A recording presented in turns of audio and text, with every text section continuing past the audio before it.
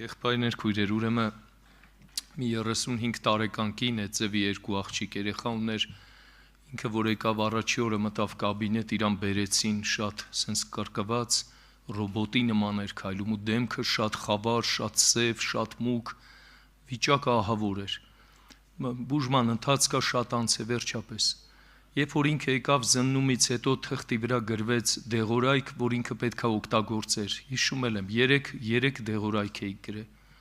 հետո որ ուզեցա այդ թուղթը տամ, իմ մտքով անցավ, որտեվ մեր մամիկոն եղբայրը ինձ ասել է, երբ որ գալիս է, հիվանդը գալիս է, աղոթք արա քո մտքի մեջ, որ Տերը համ իմաստություն տա ճիշտ բուժման ընթացքը, համ էլ որ շահես իրան, Տերը իմաստություն տա շահես,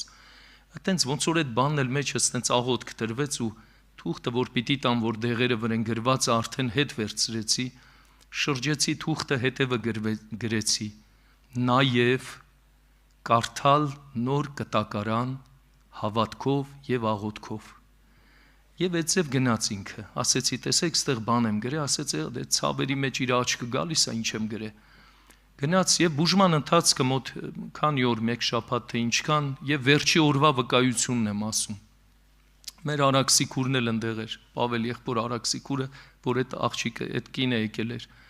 Ասեցի, տեսար, ինչքան լավ եղավ, հլենայի դեմքդ էլ փոխվել է, առույգ քայլում ես, վայ, ասեց, այնքան լավ է, այնքան շնորհակալ եմ, այնքան ասի, տեսար, ես էլ իմ մեջ դե լավ ես, չես զգում, նշանակել ես օգուտ եղել, ասի, տեսար, ասեց, այ բժիշկ, այնքան սիրում եմ ձեզ, չեմ կարա սուտ խոսամ, մի բան ասեմ ձեզ, Արաքսիկուրն է տեղեր, ասեց, այդ դեղերը, որ նշանակել եք, այդ դեղերից ոչ մեկ, ոչ առել եմ, ոչ խմել եմ, փուքսս թողեց, ես գիտեի այդ դեղերից օգուտ եղել, ասեցի, բա ինչ ես արել, որ սենց, այ աղջիկ ջան, հələ տես սենց փայլում ես, սենց առույգ քայլում ես, ուրախությունից, ասում այն օրը հարևանի երեխուն եմ գրկել, ուրեմն ինչ դեպ վիճակ ունեցե ինքը, ասեցի, բա ինչ ես արել, ասեց ճիշտն ասած, այդ հետևը որ գրել է իր կարդալ նոր կտակարան, աղոթքով, հավատքով, ասեց դա եմ արել, ասում ինչքան կարդում եմ, այդքան ուզում եմ կարդամ, ինչքան կարդում եմ, ասում երեք մինչև ժամը 2-ը գիշերը կարդացել եմ, հետո ասի չէ, քնեմ, առավոտ կհելեմ նորից կկարդամ, եւ այդ ձև Աստված մեծ ողորմություններ արել, փառք Տիրոջ ասեն։